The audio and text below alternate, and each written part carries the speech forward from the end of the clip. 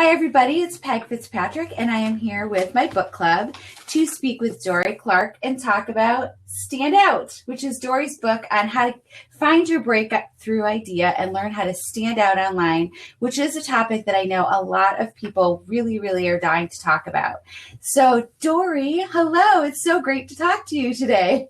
Peg, I am so pumped to be talking to you. Thank you very much, especially for all your valiant efforts to surmount the challenges. Where we've gone over the river and through the woods, and we are here talking.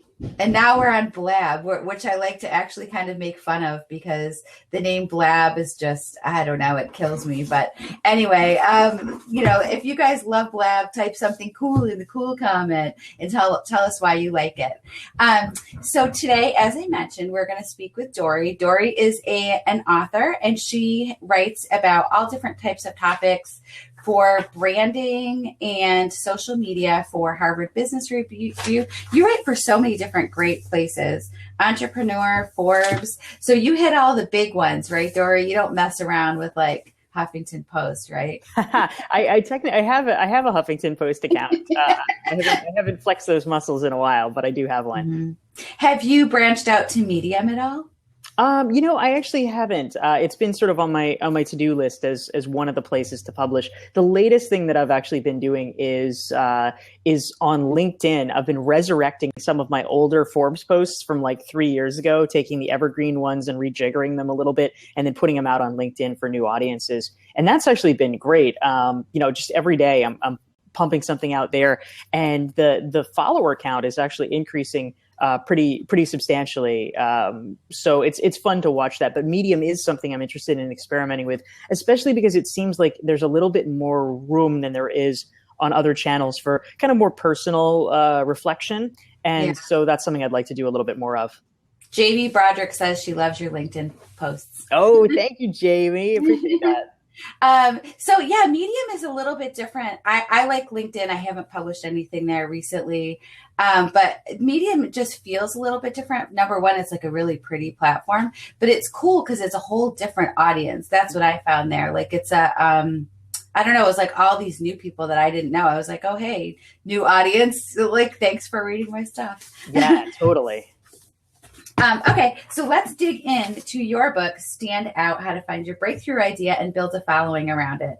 So it is crucial at this stage for all people in creative things, I think, actors, writers, anybody who wants to get to be, to make a name for themselves, you really do need a social platform these days. I've heard stories from actors in Hollywood, models, all different types of people, and they're all being asked, what is your social following? And maybe we could pedal back to when you first, before you had published, and the story of how you got published, because that kind of includes that, right? Yeah, exactly. So I, rewinding back to about 2009, that was the year that I got really serious, where I decided, like, okay, I'm gonna write a book. I'd always wanted to write a book, and I'm like, this is gonna be it. This is gonna be the year.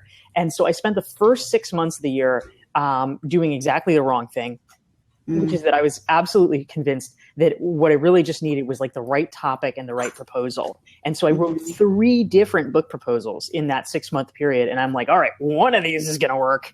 And the point that I was missing, I mean, I didn't know a lot of authors at the time. I didn't really know a lot about the process, was that actually none of that mattered. I mean, yes, you need a good proposal, but what I kept hearing back was like, oh yeah, this is nice, but you are not famous enough. You do not have a platform.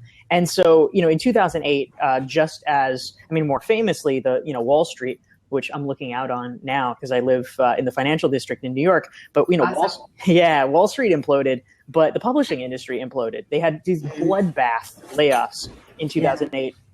And especially after that, they got really conservative. And, basically they just didn't want to, much like a bank doesn't want to lend to you if you don't already have money. Like, the bank doesn't want to do business with you unless you don't need the bank. Publishers don't want to do business with you unless you don't need the publisher. And so I just kept hearing back, like, all right, you gotta do this. And it was so frustrating because it was basically starting from square one. I was like, all right, I've got to rejigger my timeline. And so I spent about 2 years doing that. And so from 2009 to 2011, I focused on platform building, and that actually did work. And it enabled me to get my first book deal, which actually was sparked by originally a blog post that I did for Harvard Business Review that then was able to turn into an article for Harvard Business Review, and then eventually for my first book, Reinventing You. But it was a process, and I had to be very deliberate about it because it did not come intuitively to me. And I really kind of had to muscle my way through it. Mm-hmm. Well, of course, back then there weren't all the blog posts on how to do it, or your book on how to do it, as a matter of fact. So yeah, I mean, when you're trying to figure it all out, and I think that's when things probably did change a lot for authors, like publishers were like, okay. And still, I mean, it's 2015 and publishers still don't know how to get the word out. We both are with Penguin Portfolio. Yes. I had to just check. So we both work with like the biggest, hugest publisher like on the planet, guaranteed, right? Yeah. Penguin is the biggest. They are amazing. They have amazing publishers, editors, but they really haven't cracked the nut on like how to get the word out there about their books because they have so many. And they work with you really, for like maybe a month after your book comes out. And then it's like, okay, Dorie, go sell your book, right? Yeah, exactly. There's a lot on you. And if you're not going to put in the time and effort, it is absolutely not going to be done for you. Absolutely. So yeah, you're only the second author I've heard of that got a publishing deal from a blog post, but that's a really great story. I don't know if you know Beth Hayden. She's a writer. She writes for, I think ProBlogger she wrote for, or Copy Blogger, one of those. And she wrote a big, huge Pinterest article when Pinterest was brand new. And they asked her to write a book about like how to use Pinterest, which is, now publishers are like, oh, Pinterest isn't going to be popular. It's like, are you kidding? It's really popular. But anyway, segueing. So how did you come up with your idea for this book? Stand Out was basically for me, I viewed it as a little bit of a sequel, right? Mm-hmm. Because Reinventing You, my first book, was for people in transition in some way. It's about people who want to make a change in their lives, whether it's changing jobs, changing careers, changing how people view them. But it's like a rebrand book. And so Stand Out for me was the follow-up because it was like, all right, well, what do you do once you've gotten to that place that you want to be at? Because then all of a sudden, I mean, it's kind of like the movie The Candidate where he wins and then at the end he's like, oh my God, what do I do? And so for Stand Out, it's like, all right, once you figured out where you want to be, it becomes a question of how do you then excel? How do you become recognized as one of the absolute best in your field? And so I thought for me personally, just out of curiosity, I would be, the best way to do it would be to interview all of these top performers. So I interviewed about 50 people, folks that all the listeners here are probably familiar with, Robert Cialdini and Seth Godin and David Allen and Tom Peters, all the interesting people. And I wanted to try to figure out their secrets, like how did they get where they are today? And so that's what I wrote the book about, so that people can begin to kind of take that template and say, all right, how can this apply to me? Mm-hmm. Awesome. Yeah. Robert Cialdini, that's one of Guy's favorite books too. He loves him. When you had the section on spelling out fundamental principles of your field, Robert Cialdini's approach to this, that was his research. Can you talk about what he discovered in his research? Yeah. So I actually have a couple of sections in the book where I talk about him. The editors at Portfolio were like, you're talking about him an awful lot. I'm like, dude, he's the best. We have to talk about him a lot. Yeah. But so there were two key things that I thought was really interesting about what he did. So the first one that I thought was pretty interesting, and I have a whole section about this because I think this is actually an underappreciated way that people can become recognized as experts, is the idea of systematizing the way that you talk about a field. I call it creating a framework. Now, I mean, obviously, influence and persuasion are things that people have been concerned about and talked about from the beginning of humanity. I mean, it's useful to be able to persuade people. We all know that. We're pretty interested in that. It was not until Robert Cialdini that they actually said, you know what, there are only 6 ways that you can persuade people. Here's what they are. And he created this system and everyone's like, oh, duh. Yeah, that's right. That's amazing. And so now literally anytime people talk about persuasion, they have to mention him because it's so useful. So creating a framework for your field, for whatever you're doing, I think is quite valuable. So that's the first thing. The second thing that I talked about with Cialdini was about the importance of actually doing research. I think sometimes people get held back about this idea of like, how do I come up with, my idea that I'm going to be known for, my breakthrough idea, because they think, oh my God, I don't have a breakthrough idea. What do I do? And then they get paralyzed. But one point that I really want to make in Stand Out is that you don't actually have to start with the idea. It's not like you have the idea and then you execute. Usually what happens is you start executing and then the idea emerges from it. And so for Cialdini, he was listening, he was paying attention. He started out like everybody else. He was a psychology professor, and he taught his students stuff about like, well, we did this in the lab, and so it tells us this about how human nature works. And the students are all like, Professor, how do we know it works in real life? And he had to just be like, well, we know. And this was not satisfying, but everybody, they just ended it there. But Cialdini actually was the one person who said, okay, what if we tested it? Is there a way that we could test it? And he figured it out. And he told me creating an experiment like this took 3 times longer than it would have if he had just done something similar in the lab. Really elaborate, really a challenge. And a lot of people wouldn't be willing to invest the time in it. But he created these interesting real world field experiments that actually showed people something that they never knew before. And that was a breakthrough. And it came from being willing to roll up your sleeves to actually say, oh, well, we know it's hard to get this information, but is it impossible to get this information? And so many people they confuse hard and impossible. And then they're just like, all right, well, I'm not going to do that. But Cialdini did it. And I see a question here about which Cialdini book should I start with? So he actually hasn't written too many books. He's done a few. But the classic one is Influence, The Psychology of Persuasion. Yeah. That has sold 2 million copies. Yeah. Great read. So that's a good one. You persuaded many people to buy it. Yeah, exactly. Very effective. The other one that's really fun, if you like the first one, is it's called Yes, 50 Scientifically Proven Ways to Influence People or something like that. He wrote it with Noah Goldstein and Steve J. Martin. And that's really great. It's just little. It's like these little nuggets, but they're very powerful. Elisa, while you're on Amazon, make sure you get Stand Out too. Thank you, Wing Woman. Okay, so I just have to say, doesn't he sound like he should be a magician, like the great Cialdini? It just sounds like a magician's name to me. Yeah, that does. That he does sound like a good magician. And I have to say, I want to just tell a little story about him because this was so fun for me. One of the nice things about starting to write books is you get to meet a lot of other authors like you, Peg. I want to meet you when you come down to New York. Yeah, next time I'm in New York. I love New York. I love visiting. Yeah, because I do these author dinners, and anytime you're down, I want to invite you to one so we can hang out and chillax. But I just saw Noah Fleming this weekend, and he went to your author dinner at South by Southwest. Oh, fantastic! Yeah. I was just emailing with Noah like 5 minutes ago. Noah, are your ears burning? That's right. Yeah. So if anyone's on an Amazon binge, Noah's book is called Evergreen. It's very good. But anyway, so meeting Cialdini, I had been a fan of his for years, and I had interviewed him for both of my books, for Reinventing You and for Stand Out. But he lives in Arizona, and I'm like not really ever there, and so I just was, a lot of the authors I either interviewed in person or they kind of live around, and so I've gotten to meet them at conferences and stuff. But so Cialdini. I last year, I just like randomly, I was booked to speak at a conference in Phoenix, like the one time I've ever been to Phoenix in my life.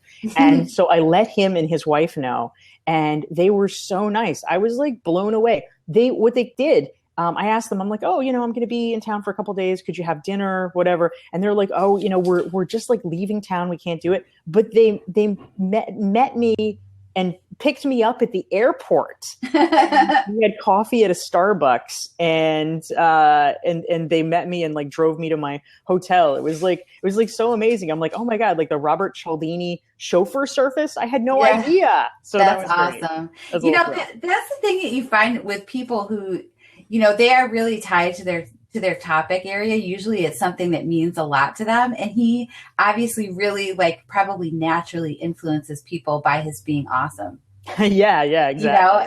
Like Guy's book is Enchantment. He's so enchanting in person. People are like dazed, like they're like, they can barely get a question out because he's got like people know his online personality, but when they meet him in person, he has a huge smile. He's like so friendly to everybody. He does tons of pictures and talks to people, and they're like, wow, they walk away with like big stars in their eyes, It's crazy.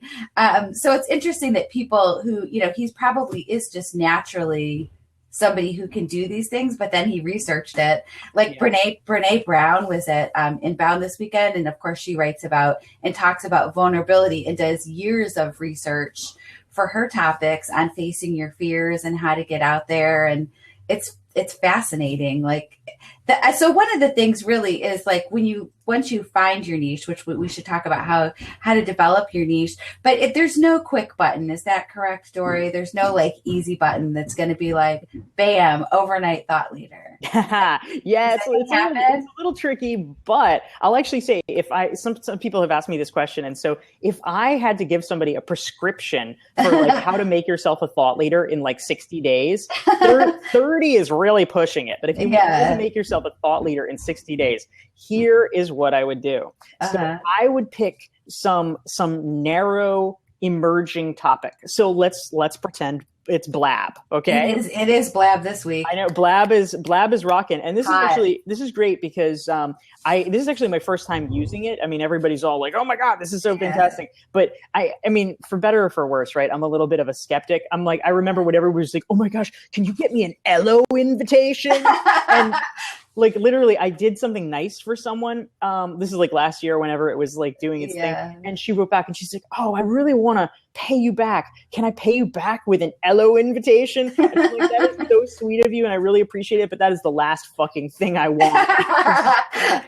I know. I have to say, I think Thomas Hawk is the last person who still loves Elo. And I love Thomas Hawk, but dude, like sometimes you got to give it up. But anyway. But anyway, so you take something that's cool like Blab, and I do like the functionality on this. This is really great.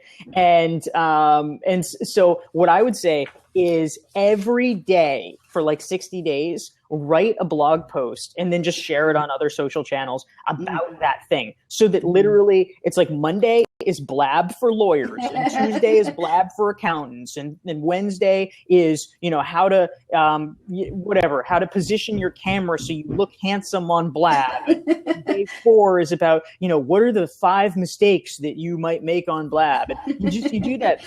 And you put it out there and you have so much content that anytime a journalist is going to write about something, I mean, nowadays, this is what they do. Is they Google always first to see what's been written and they see who are it becomes an echo chamber, right? They see the sources that have either been quoted about it or have written about it.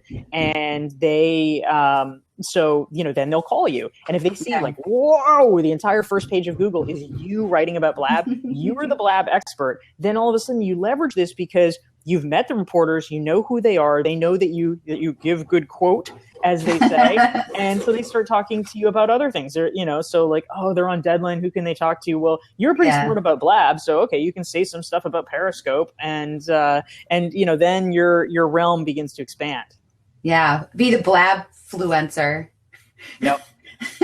That's awesome advice. I want someone to take that. I want someone in the chat right now to be like, I'm going to try a topic and see if you just put Dorie's stuff to the test. I'd love to hear that. Yeah. That's super great advice.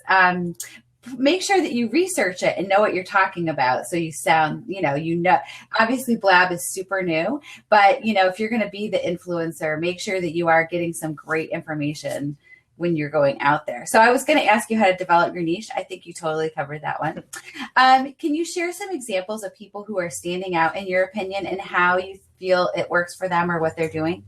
Yeah, absolutely. So, I mean, there's so many ways, of course, that that people can stand out. But we're talking a little bit a moment ago about how do you. So basically, there's two parts at play, right? It's how do you come up with a worthy idea that you get known for? That's sort of the substance part, and then there's the dissemination part. Like, how do you get known for that idea? And so if you are doing this right, the right way, the sustainable way, you have to have both pieces. You can't be all steak and no sizzle, and you can't be all sizzle and no steak.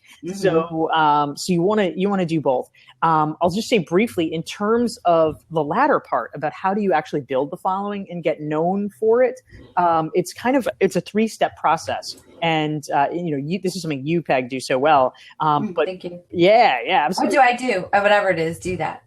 Exactly. So the 3-step process for spreading your ideas, it's basically about moving out in incremental circles so that your influence and your sphere of influence grows. So step number 1 is what I call building your network. So it's getting this tight-knit group of people around you who can be sort of your mentor board of directors who you can bounce initial early ideas off of, make sure your ideas are solid, refine them, get honest feedback, etc.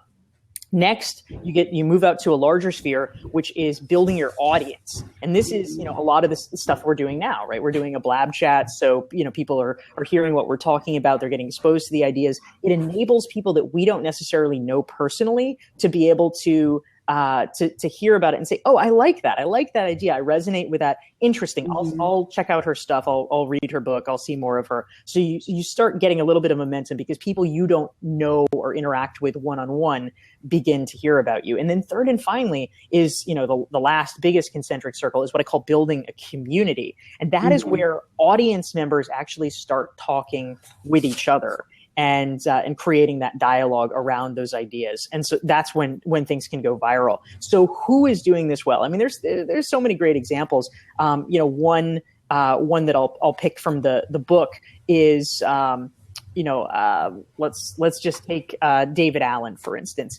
Interestingly enough, many of you guys will know him. He's the Getting Things Done guy, another mega bestseller. It really interestingly, much like Tim Ferriss, the starting place where he first became really popular was in Silicon Valley. And a lot of the tech people got really into the Getting Things Done methodology. And because of the leverage of tech, they were able to very quickly move from being an audience to creating a community because those ideas were spreading virally at a very fast rate. So if you can actually get, this is where you pour fuel on the fire and can grow.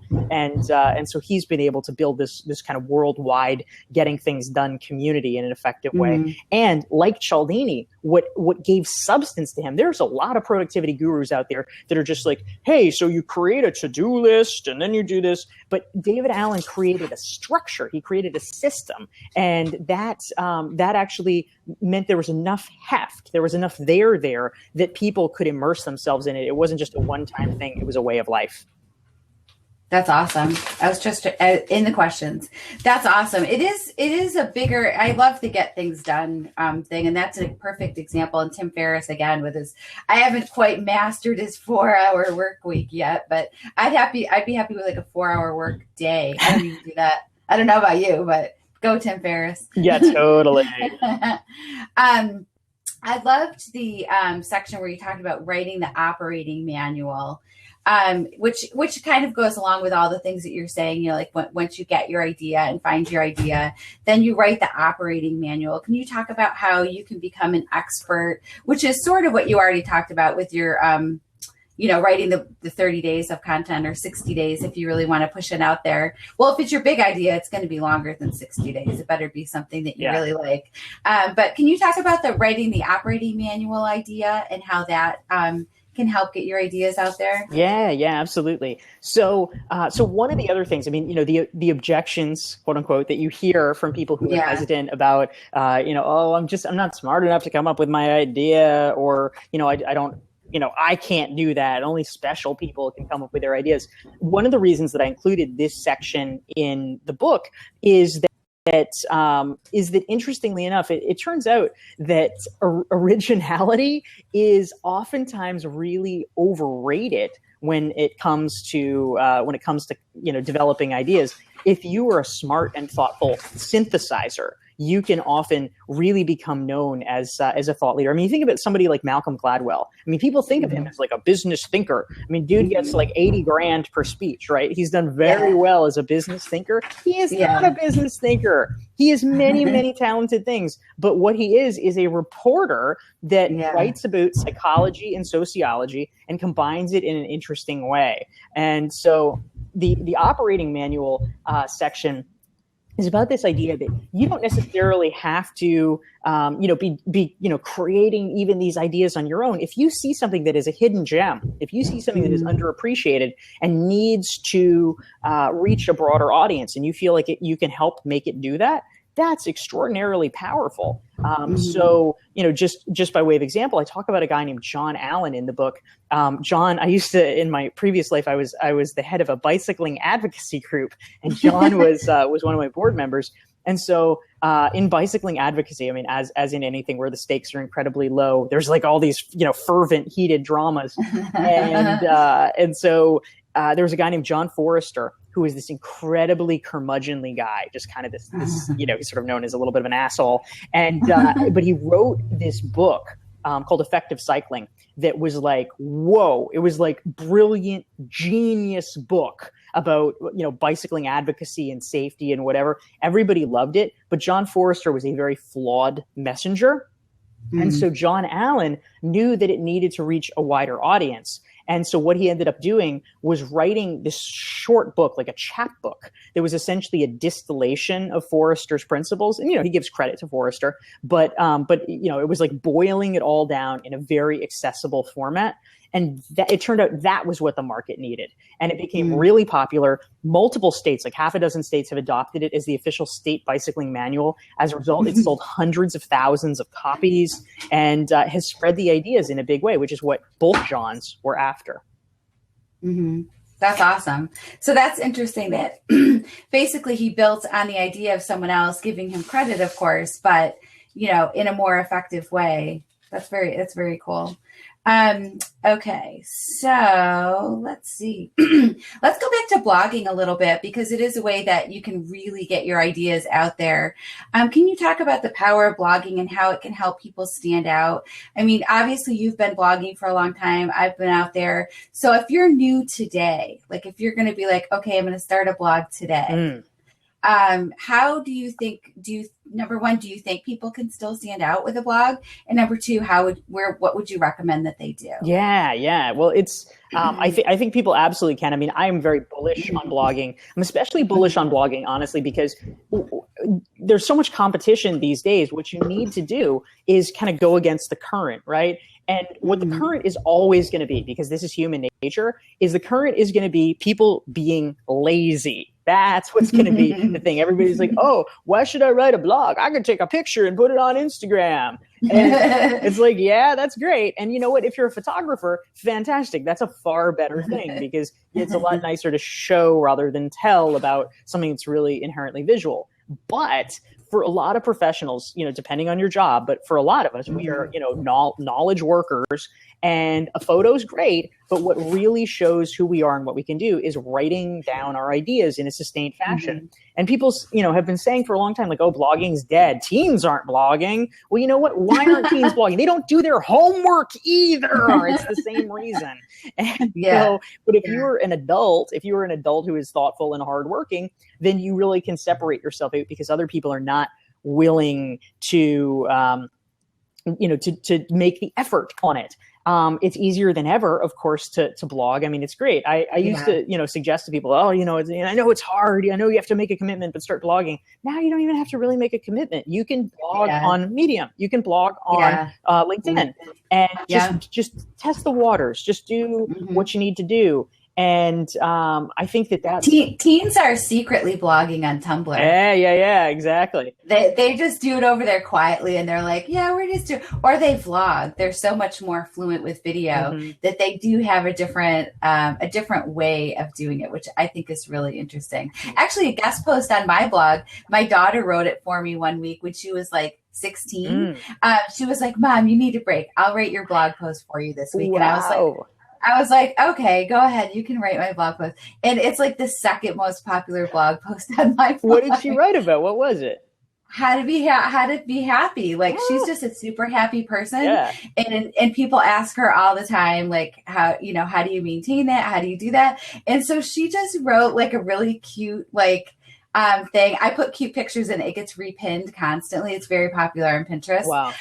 But you know what? It was a very simple topic that a lot of people obviously could relate to because, we all have a lot of stuff that goes on, but anyway, it's interesting that, one of my most popular blog posts was written by a teen. I love that. That's so great. That's really awesome. So so I think that blogging is actually still really important and really powerful. And, I think so too. And the growth even still is very fast. I mean, I'm working on a proposal for a new book right now, which hopefully I'll be able to get out pretty soon. It's nearly done.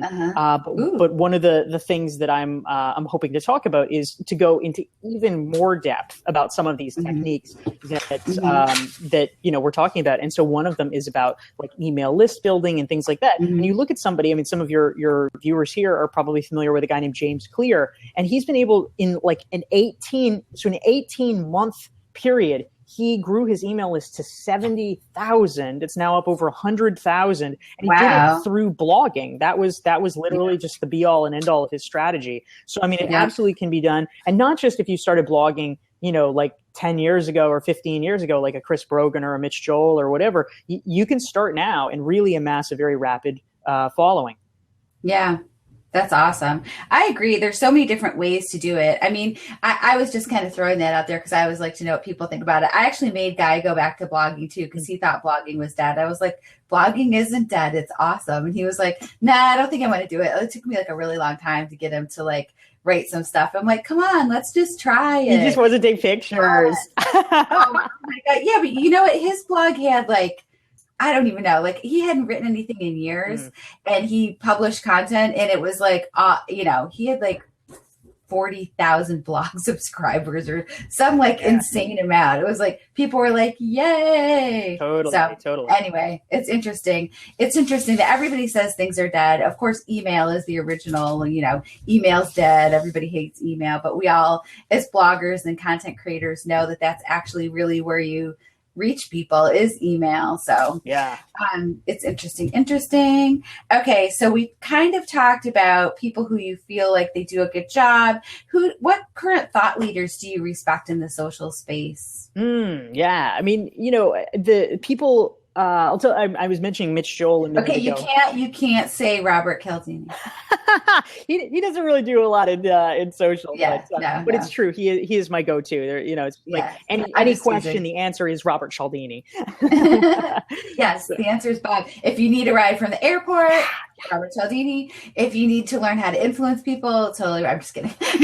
Yeah, exactly. But yeah, I mean, these days, like everybody else, I'm trying to control the floodgate of information coming to me.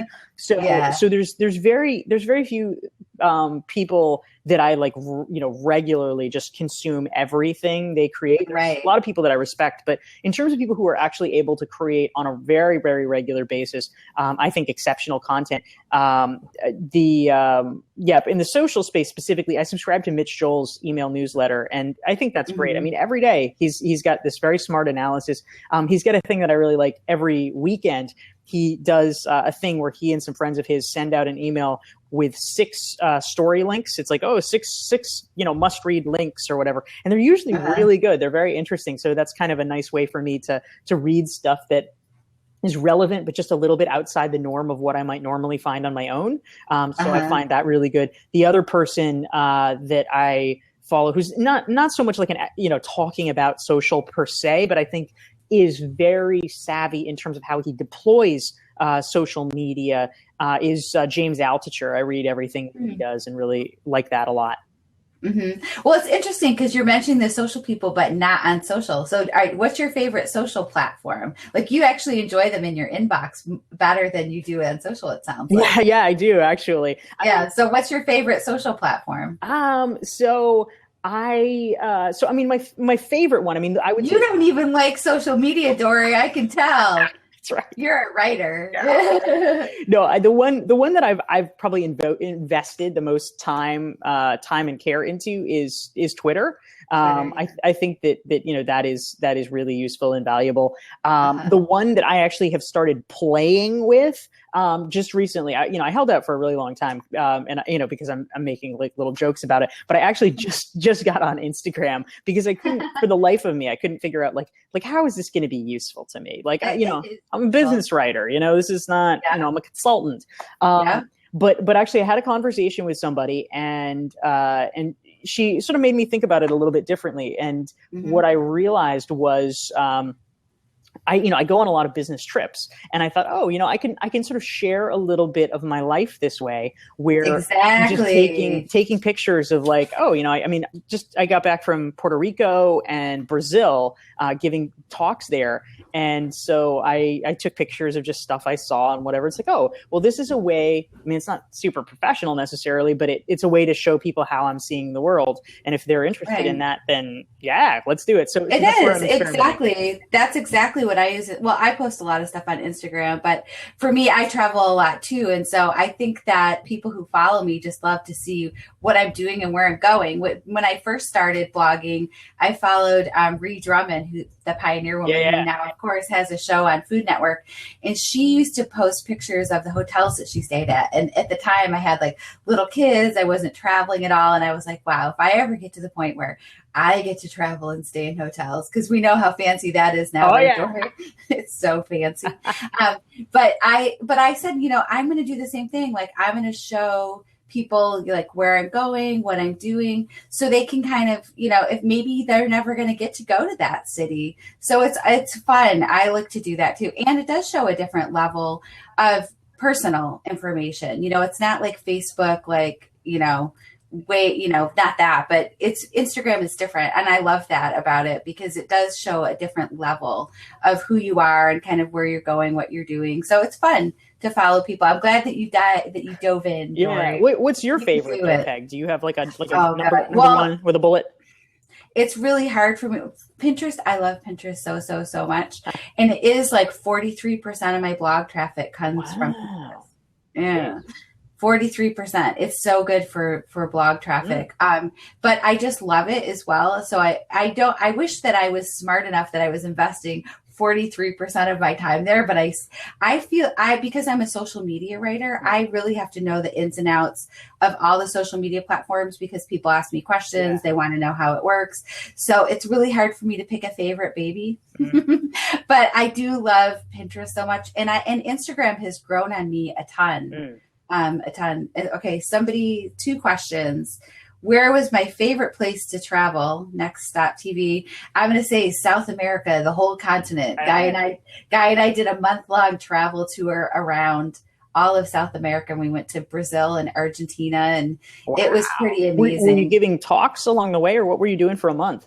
Okay, so Guy was giving talks. We were working with Motorola, and I did all the social media photos. We just we hit the whole continent by storm to talk about Motorola's latest product at the time. Wow. And it was so fun. I got to meet people that followed me like all over in different countries. It was very cool. Yeah. So I was kind of like the media girl, and Guy was like the speaker, and it was fun. And I have to say, like, I learned how to be a better speaker because I got to see Guy speak a whole bunch of times. Right. And he's such a good speaker. And now you can probably give his speeches verbatim after seeing him for a month. I totally could give his speeches, but they would not be as good as his, because his are a lot of like stories. He's such a good storyteller. So anyway, no, I don't speak Portuguese. I speak some Spanish, which was very helpful. But anyway, so that was a total digression. It's fun to answer some of the questions in the sidebar. So we should be wrapping up. I'm going to go with my last question because I don't want to take all your day up, Dorie. What's one thing people can do to figure out what their breakthrough idea might be? Oh, wow. Well, this is a handy little tee up there, Peg. I'll like to type this into the chat box. But if folks are interested, there's a link. I have a free workbook that I created. It's actually a pretty good workbook, if I do say so myself. It is it's a free 42-page workbook, and I adapted it from Standout, and it is 139 questions that sequentially walk you through the process of developing your own breakthrough idea and then building a following around it. So I've heard back from a lot of people that actually have found it pretty useful, because it's all about trying to focus in on self-reflection and thinking about how these ideas apply to you. But I would, the short version of what I would say, that's like the brass tacks, and I hope people might enjoy it. Yeah. But big picture, there's 5 major strategies. When I interview these 50 thought leaders, there's 5 major strategies. It's like a smorgasbord. It's not like a 5-step process. It's kind of like pick the one that inspires you and then just run with that. And so very briefly, the 5 strategies for developing your breakthrough idea.